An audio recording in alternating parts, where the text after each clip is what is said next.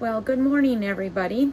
I am going to do a little presentation today on how I make my candles, and then I'm going to show you a few of my candles. I was thinking, I've been debating, like, should I actually make the candles or, just show them. Since I'm relatively new to YouTube and I really don't know how to do a great job of editing or like filming live or anything yet, I'm just going to go ahead and show you and explain to you what I do.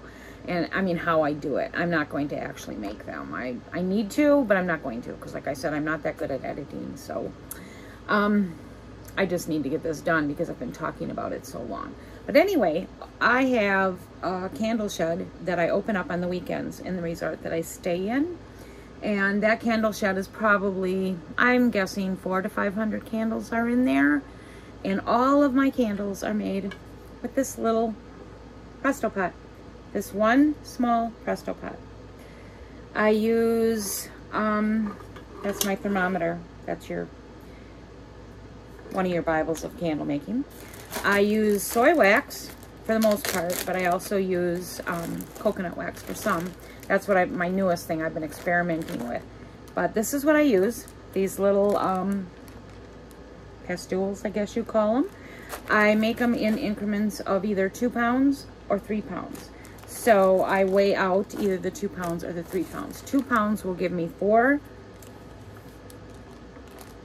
of these 8-ounce mason jars. 3 pounds will give me 5 plus like some tea lights and some warmers. So right now I'm doing mostly 2 pounds. These are my little bags of colors that I get. And I probably have just about every color. Now these will last my lifetime and then probably like another person's lifetime. These little colors you only use, if you can see, you only use like one little piece of that. My colors are not very dark, they're rather light. So like I said, these will last forever. Like you can see, my colors are pretty mild. I don't like dark candles. Okay, these are the scents that I use. I get these from Candle Cocoon. I've been working with her products the whole 15 years that I've been making candles. This is definitely a well-loved fragrance. But this bottle of fragrance, these run probably anywhere from like $28 up to maybe $38. This is 16 ounces. It's considered a pound of fragrance oil. These are very concentrated, so you don't use a whole lot. It'll last. This is what I use to measure my fragrance oil. And I don't fill this up. I only go up to about maybe there 3 times. If I use 2 pounds, it'll be 2 times. If I use 3 pounds of wax, it'll be 3. So it's somewhere in between here and there. So my bottles of fragrance oil will last years. This one in particular is called Floral Symphony. This is the one I need to make like 4 months ago. I made a new label called, gosh, what did I call it? Cottage Living. And I decided to use this fragrance oil, Floral Symphony, because it contains a lot of floral scent. And I thought, you know, everybody's into this cottagey type decor this summer, so I'm going to use this. And then I made a beautiful rose petal flowery label to put on it, and it'll be in a mason jar. So one of my top selling candles is Lovely Lilac. You cannot get any closer to a lilac tree than this. This has always been one of my top sellers.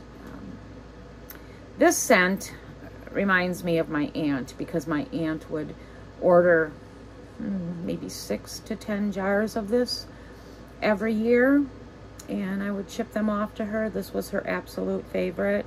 And like I said, you can't get any closer to a lilac tree than this. This is simply amazing. The one thing I like about Candle Cocoon fragrance oils is she studies a long time. She makes and designs her own fragrance oils. She's a chemist.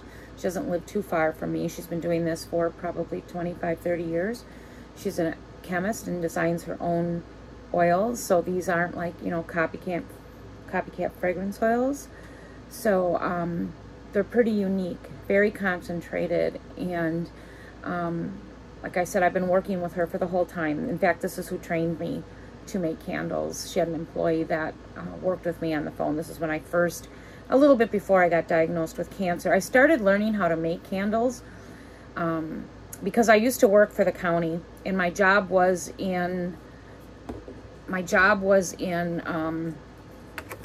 Child Protective Services. I worked with abused, neglected children, and I was on the front line. I had to do the visitations when children are removed from the home. We had to, you know, remove the children. We had to do the visitations between the parents and the children. We had to transport the children. We had to go to court. So it was a pretty stressful job, highly stressful. I actually wanted to get out of it. I was trying to get out of it. It paid wonderful. I don't have a college degree, so for me to have that job was an absolute blessing, pay-wise and health insurance-wise. But it took me a long time to figure out I don't belong in a field like that because of my childhood. It triggered a lot for me. And so I don't, to be honest, I don't think I was the best worker. I don't think I did that job the best I could have done because I was so burnt out. But anyway, so in order to handle the stress from that job, I wanted to do something on the side where I could like come down after work, or a lot of times at night. I wouldn't get home till somewhere between 6 and 7 from my job. I would work my butt off Monday through Thursdays so I could have 3-day weekends. So when I came home, then I would start making candles. And I did that to ease the stress and the burden and take my mind off of my day job. And you know, then I got sick, you know the rest of the story. Then I got sick and I had to leave that job. Ironically, I wanted to stay, you know, because when you're told you're dying, you want everything. Oh no, you're not going to tell me I'm dying. I'm going to stay put and I'm going to keep working. Well, I found out within like 90 days that I had to. But anyway, so I was so grateful that I had learned how to make candles because it was something I could continue on doing and keep busy with my time when I felt well enough, which still holds true today, which I have slowed down, I'd say 90%. My fatigue level is just, it's crazy. So otherwise I was making candles, I would say 3 times a week, 4 times a week. You don't get a shed full of candles with one pot making candles the way I am right now. But even so, if I were to die today, there's enough candles out there my kids could take over and still make a decent income. So, and like Greg knows how to make them. So, and I will be teaching my daughter how to make them too. So if they want to do it, they can continue on. When I got into candle making, I was working full time. So it was, plus at that time, things were relatively easy to afford. You know, jars, scents, wax. To give you an example, like my wax. When I started, this wax was $45 for a 50-pound bag of wax. The same wax today is $100 and I believe it was $114 when I just ordered it. Crazy. The scents have gone up, but not that much. They're probably in the mid to high 30s right now. The jars, I have found a relatively inexpensive place for my mason jars. I haven't changed my pot, if you can believe this. I have not changed my pot in the whole 15 years that I have been doing this. My colors will last. So if you're trying to get into candles today, the wax, the fragrance oils, the shipping is going to break your back. It's crazy. So I'm so thankful that I started it back then because it was so doable. And now that I'm not working, like I could never get into candle making now. Never. This is my candle Bible. In here is all the testing that I have done. I mean, it looks like crap. I know it. It looks like crap. But this is, I pretty much know this by heart now. I don't really have to go into this, but I'm going to save it in case someone does want to take over my little candle business for a side income. But, you know, it's all the testing that I've done. So, like, say I've made the lovely lilac fragrance oil in the 8-ounce mason jar. In here, you will find the amount of color that I've used, the amount of scent that I've used. not the amount of scent, the wick size is the most important, because you have to test. Like every time I get a new color, or if I use a new jar, you have to retest that. So this is like your Bible. Okay, these are like examples of what I use the extra wax. Like say I make 3 pounds of wax and I have a little bit of wax left over. I will pour my wax into these. These I get off of Amazon and they're pretty reasonable. And then these are just warmers that people can put in warmers in their home. I happen to have a warmer in my bathroom right now, and I pop one of these in. It'll last, I'd say, 7 to 10 days. And then I wait till the wax hardens. A tip, if you don't know it, if you have a warmer or even a candle jar and you want to save it because it's a pretty unique jar, pop it in the freezer for a few minutes and then use a butter knife and it'll pop right out. These are tempting to reuse, these little plastic cups, because they're so nice, but you really can't, because the oils and stuff will penetrate the plastic and you don't want to. So anyway, for your warmer, I'd say 7 to 10 days. Maybe you can get 2 weeks out of it, and then I will let the wax harden, pop it out, pop a new one in. Or sometimes I do have other warmers, the clamshell warmers, where you get like 6 little pieces. I will pop one of those into what I already have and just keep going. So that's that. What else do I want to show you? Okay, to make the candles, I weigh out my wax. So it'll either be 2 pounds or 3 pounds. I put it in here. See my little thermometer. I melt my wax to 170 degrees. At 170 degrees, I add my fragrance oil, my color, and then I stir. I stir for maybe 2, 3, 4 minutes. You stir a lot, and then you'll stir during the time that the wax is cooling. In the meantime, you will get your jars prepared. You will have your jars wicked and ready to go, so that when your wax hits the temp you need, you just pour it in. The temperature that you need for this type of soy wax, you have to cool it from 170 to 111. At 111, I pour it into this pitcher, and then I pour it into my jars. And then I use a clothespin to straighten the wick, center it and straighten it. And a lot of times you will see that they're not the straightest. They're a little bit messed up. You will find that in even the expensive candles. But anyway, you pour your wax at 111 and you center your wick. And I'm trying to open this. This is pretty much how soy wax hardens. It's not the prettiest. A lot of people are real finicky about this. I'm not. This is soy wax. Sometimes I will get a perfectly smooth top. I do have a heat gun that I can smooth this out. But like I said, it doesn't bother me. And for my customers, when they come to my candle shed, it doesn't bother them either. It doesn't affect anything. It's just how soy wax is. You will get a smooth top sometimes, and sometimes you will get a non-smooth top. So it takes approximately, I'd say, 30 to 40 minutes for this to harden. And then once it hardens, then I just make my labels. This one is brandied pear. And then I move it out to the candle shed. Now this candle here is one that I made some time ago. You can see this top is a little bit rough, but not as rough as the other one. These are the labels I used to use. What I love about candle making is these don't go bad. So you can tell, people can tell you they go bad. They do not go bad. I know for a fact because some of my candles are several years old. And in fact, the longer they sit, the better they smell. So this one here is Midnight Musk. So same jar, Mason. Then I experimented. I did experiment. I will experiment. I belong to several candle groups. And from time to time, they will come up with a project that they've done, or like the supplier. Actually, it's more of the suppliers. The suppliers will come up with a project that they've done, and they will provide all the testing for you. So those I will buy. I will buy the jars, their wax, their wicks. So I do have several different things. This is an example. One of the companies that I purchased from, and this was one of my first attempts at using coconut wax.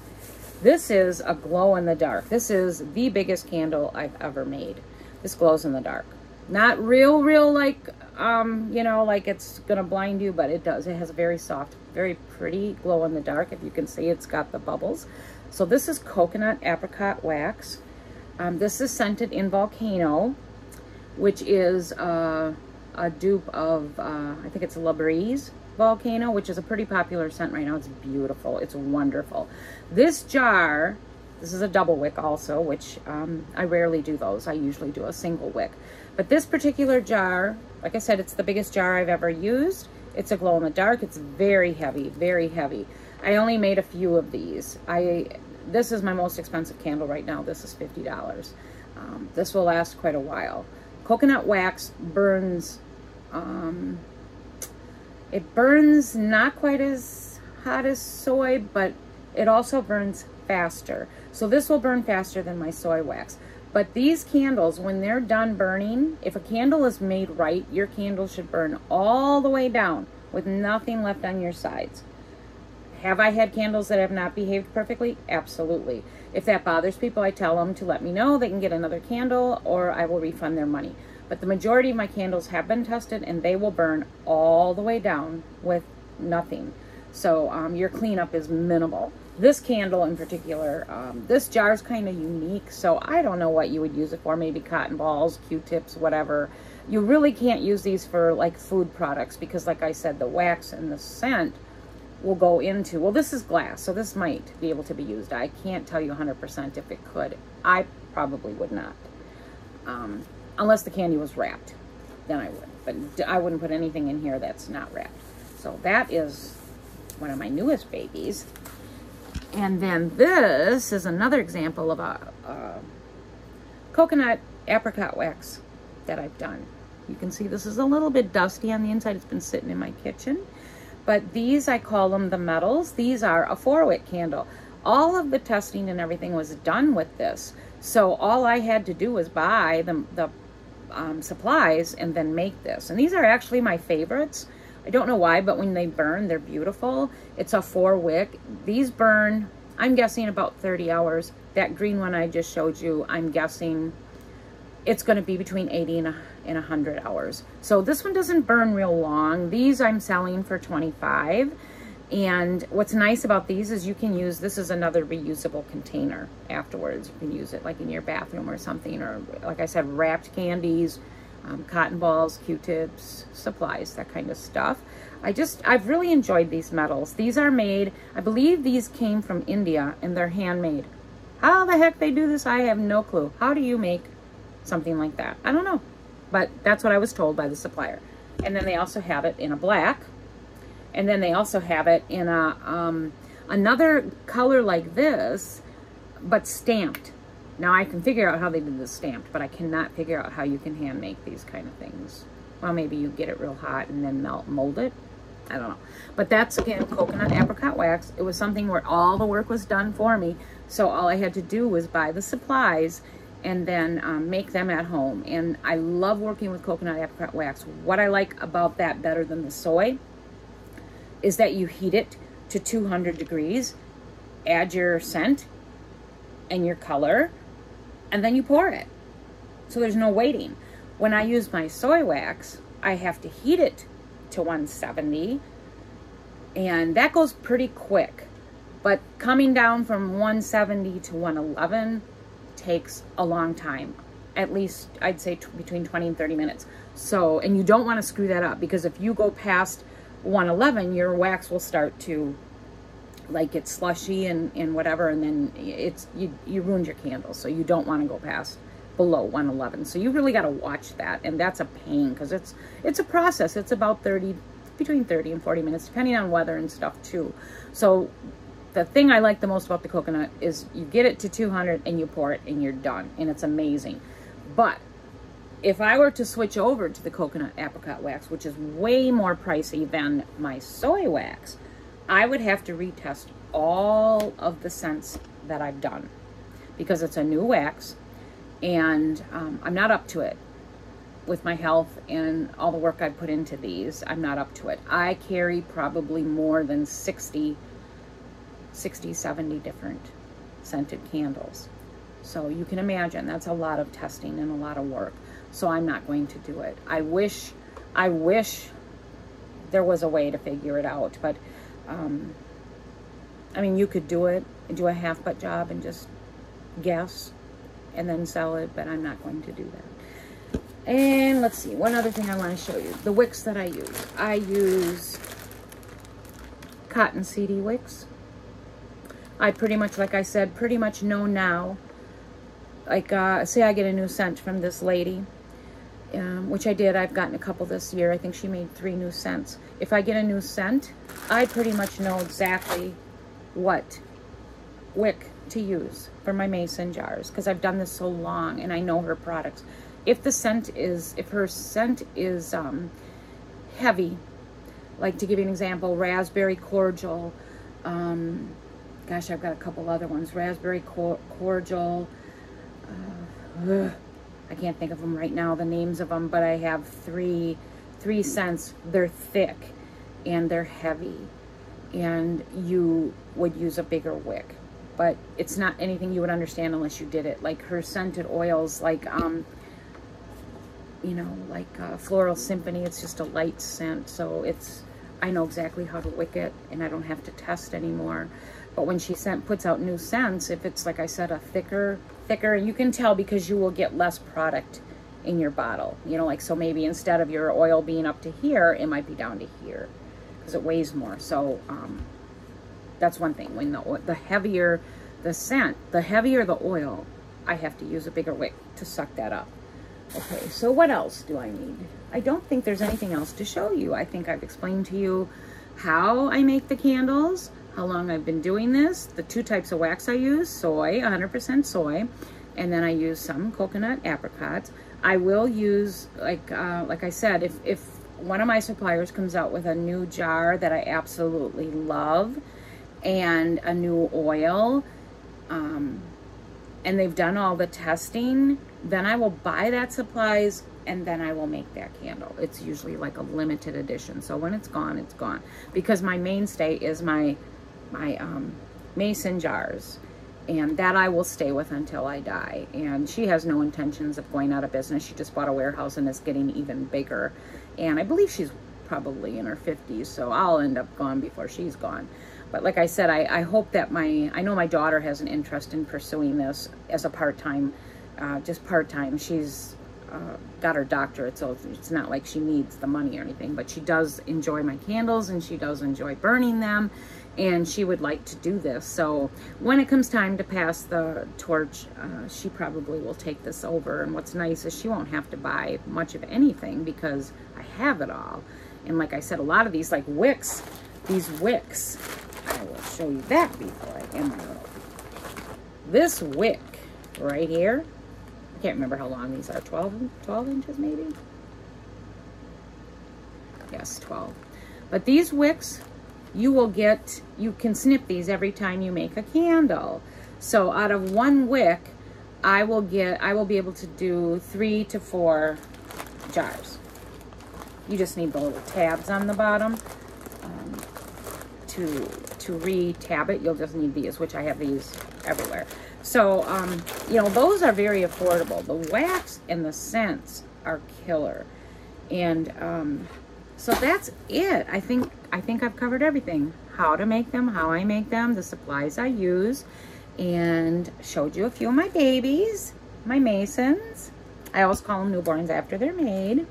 They're nice and warm, and I like to just feel them and keep them on my kitchen table for forever. This one, absolutely gorgeous. And then coconut apricot for that one, and then my metals. And I do have a few more other jars too. So I hope you enjoyed my little video of my candle making and how I make it, what I do. And that's it for this video. Next up, I got to do my jewelry because I've been promising that too.